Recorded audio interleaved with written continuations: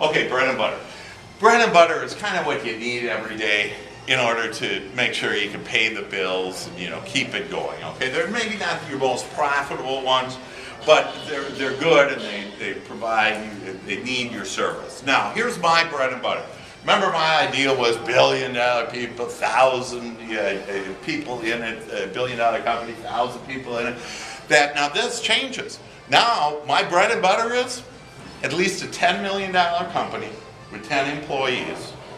And probably with a sales organization. Why do I say that? Because I work with sales and I want them to get focused in on, they may not know, gee, I don't know if they do 10 million and if they have 10 employees, but hell, I know they got a sales organization. The guy's always complaining, the lady's always complaining about their sales aren't good enough, okay? Well, I would be perfect for that because I can make their sales good enough.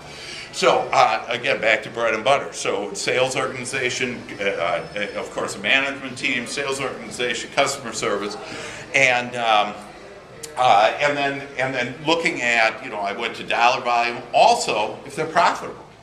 Okay, now I may not know so, but hell, if they're not profitable, they're not bread and butter then. All right, what are they then? Bacon? But.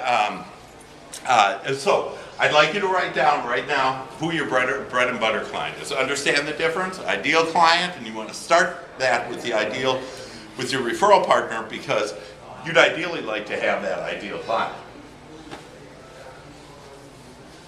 I need 3 ideal, like for me, I would want 3 ideal clients on a regular basis and on 5. If not, then I probably need 20.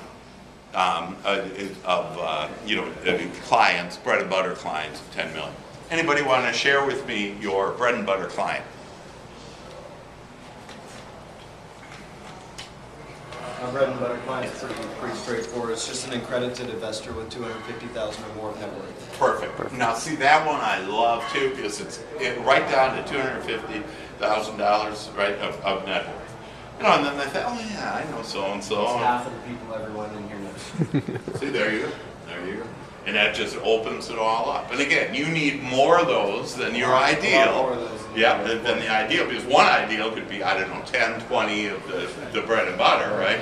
But, that's kind of the dues. That's just how it works. And you're serving more people and, whatever. And so that's good. Anybody else bread and butter? Sure. Startup companies. Bread and butter startup companies. For you, startup companies with furniture. And so they need new furniture, used furniture, or they need to lease furniture, right? Lease furniture. So you bet, startup companies. So see, and that gives, boom, startup companies. Right when I hear that, I think, oh, I know some startup companies. Now I have to think, gee, are they getting an office? And do they have furniture yet? But people know. You just have to help them to know, and by getting specific on who your bread and butter is. Again, don't ask if, ask who you know who's the bread and butter guy. So who do you know that has a net worth of $250,000?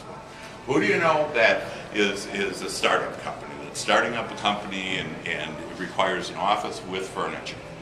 Who do you know that has at least 10 employees in it where they know they can do better in their company, but they just don't know, what it is, and they need something else, and that we can provide that something else to increase the results that they want.